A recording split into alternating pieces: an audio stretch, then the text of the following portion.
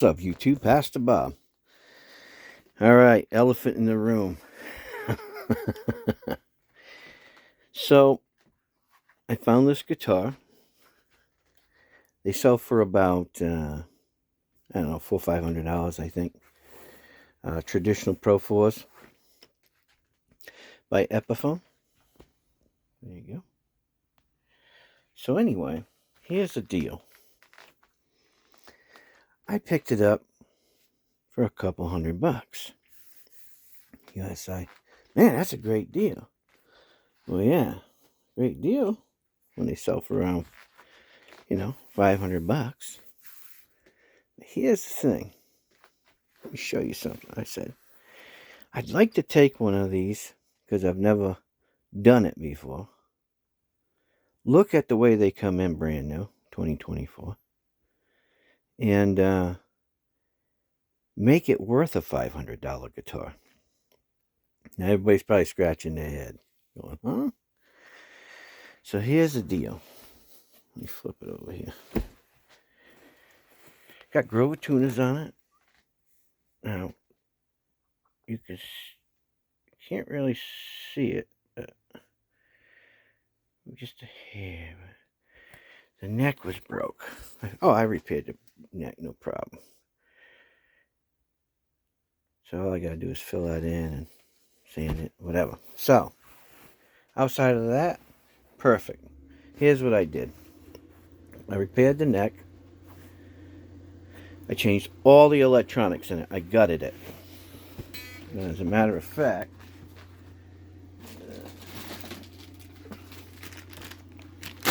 there's the bag of all brand new stuff. Right? I don't know who makes these potentiometers. They had 2 CTS pots in here and then push-pull pots. I don't know who makes them. But man, they suck. These are... let's see what they... Epiphone USA. Pickups. Anyway. I thought all the parts sucked. So I gutted them. Took everything out. Put all new stuff in. Switchcraft. These are some South Korean potentiometers. Put all new wiring in. I mean, I had to do a lot of stuff, guys. The frets were not right. Man, I tell you what, my rock was having a good time with it. So what I did was, I did that, and then I put a PRS pickup in it from, well, I guess GMB used to make these until, I don't know who makes them for them now, but this came out of a PRS guitar, and I put that in the neck position, and then this is a Seymour Duncan nozzle. So if you like to play heavy metal, that's a really good pickup. Put that in there. Then I redid all the frets. I mean, you can tell because I redid all the frets. And it is nice. Believe it or not, it took me a long time to do these frets. I spent probably about 3 hours on these frets. But they're nice now. No sharpness. They're nice. I polished them all up. Now, the guitar is an absolutely good guitar, worth $500. You probably say to yourself, well, you probably put, yeah, I did. I probably put close to, $250, $300 worth of parts in it. But remember, I only paid a couple $100 for the guitar. My time is different, right? I mean, if somebody had to pay me to do it, yeah, it would probably be more like $700. But me doing it myself, this is a really good guitar. I don't think anybody, that plays rock would pick this guitar up and not like it. It's a really, really good guitar now. Why? Because it's got good electronics. It's got good pickups in it. I know some people get You're probably saying, why did you pull out them push-pull pots and everything? They sound so good in all these other videos. Hey, maybe that's just my luck of the draw. I thought they sucked. And one thing about me, I'm not going to keep nothing in a guitar that I don't think sounds good and it's going to work over time. So, I upgraded the whole thing. And I mean, yeah, it's a good guitar now. Yep. I mean, do I tell everybody to do this? No. Here's the thing. If you're not good at fixing stuff and you haven't done it a lot, there's certain things that you can do that, you know, you can give yourself a headache. Here's something for you guys to understand. Anytime you have double stacks or push-pull pots, splitters, coil taps, whatever, and they have any kind of circuit board on them, you have to be very careful when you're soldering. Now, I don't know if a lot of people put out videos about that stuff or not, but I just want to let you know, because if you're not careful, right, you could burn those boards out. And if you burn the boards out, now you got to buy new boards. And buying that stuff secondhand on a second, not coming with it as a package can get very expensive. And I thought, well, it doesn't sound good. It wasn't splitting right. And this is a brand spanking new guitar. And I'm like, man, look, Epiphone does make some really good stuff in China. Don't get me wrong. I mean, they got some really good quality stuff. They've come a long ways. But I was wondering, what happened here? I really didn't get it. You know what I mean? So I just took the time and I made it a good guitar. Now it's worth $500. Now it sounds like a $500 guitar. Now if somebody plays it, they'll say, yeah, all day long that's worth $500. You know what I mean? From a money standpoint. But from a playability, oh my God, it plays great. It really does. It plays as good as my Paul Reed Smith over in the corner over there.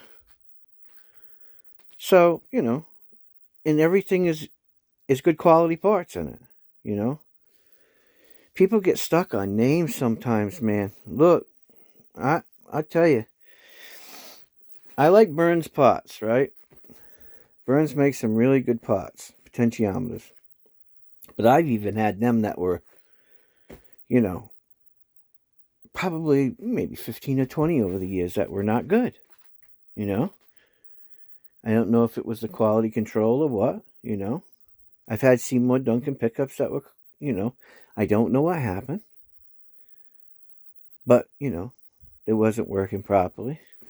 So, don't get stuck on names, And I tell people all the time, buy from reputable people. And, somebody that you can send it back if it doesn't work. That's pretty much in a nutshell, Here's the thing about buying pickups. If you can, go to Harbor Freight, get yourself a cheap little ohm meter. And before you install any pickups, okay, on any of your instruments, basses, acoustics, whatever it may be, right? Test them. Test them out, guys. Because once you install them, that's it. Most people will not take them back. So I suggest that you test them pickups out before you install them. Potentiometers, that's a little bit of a different beast. It takes a little more to do that. But your pickups, absolutely. I think that's really important. So, anyway, I don't know how I got on that gander, but anyway, I just wanted to show you guys this. Show you how it came out. I think it came out pretty good.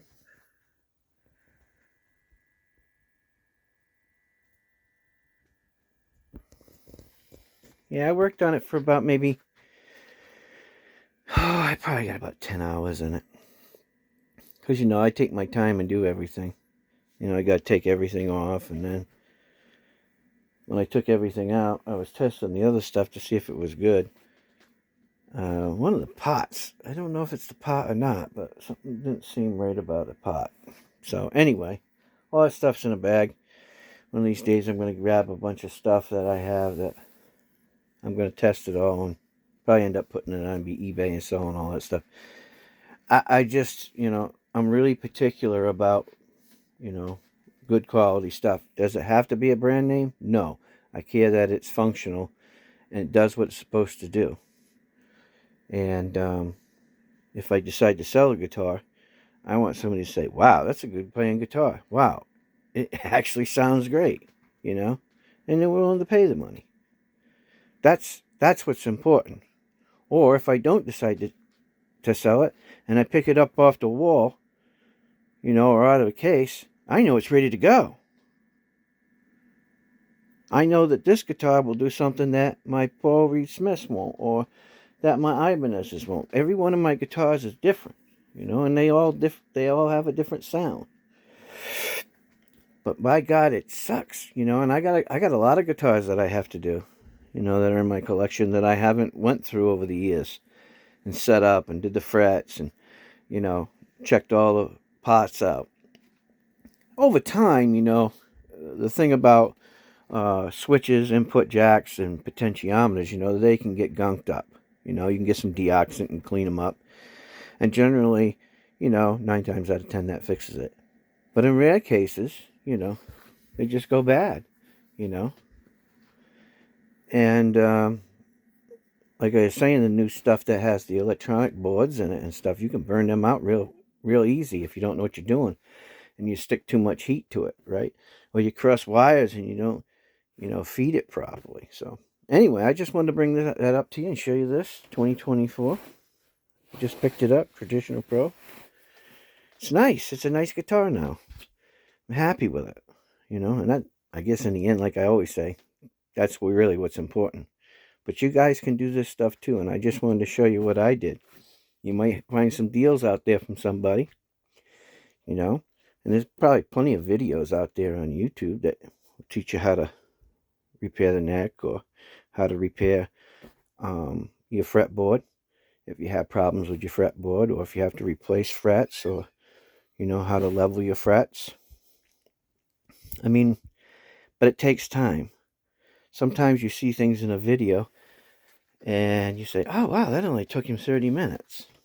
Well, that's not the case, okay? And a lot of the times that's not the case.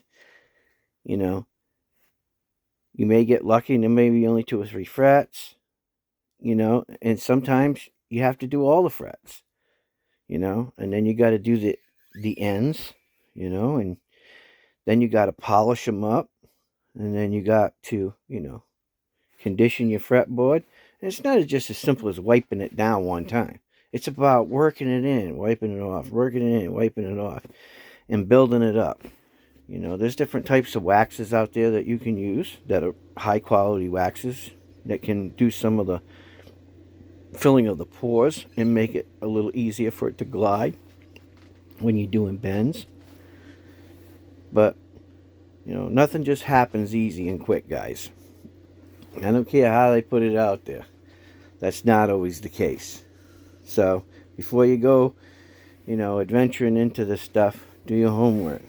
If you can buy a cheap guitar somewhere and start hacking at it and maybe watching a few videos and learning over time, then I would go to doing something that's, $300, $400, $500, $600 or so, modding and repairing and things like that. Otherwise, you might get heartbroken. Because some things are, you can't fix. I mean, I haven't ran across anything I wasn't able to fix, but it's what it looks like when it's done. You know what I mean? And then the fact, you have a lot of reliability that you're putting on glue. So, yes, it is true. If you have a scarfed neck joint or headstock, it will be stronger than the regular wood. That glue joint, most of the time, is a lot stronger. And that's, that's why they do it in the industry. So, anyways, guys, I just wanted to show you this guitar. It's really nice. If you can find any, they're super cool. I like it because it's not, it's something different. I don't have anything like this in my collection. And I have never did a staining on any guitars that I have. Similar to this. I thought it was pretty neat. And for the money and what I put into it, well, I mean, I already had the parts, so. Because I have quite a bit of different pickups and parts. I mean, I got buku stuff over the years that I've collected,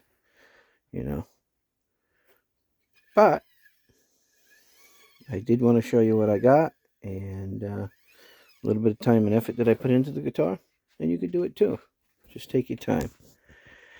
Start cheap, work your way up. All right, guys, take care. God bless. This is Pastor Bob, and I'm out of here. See ya.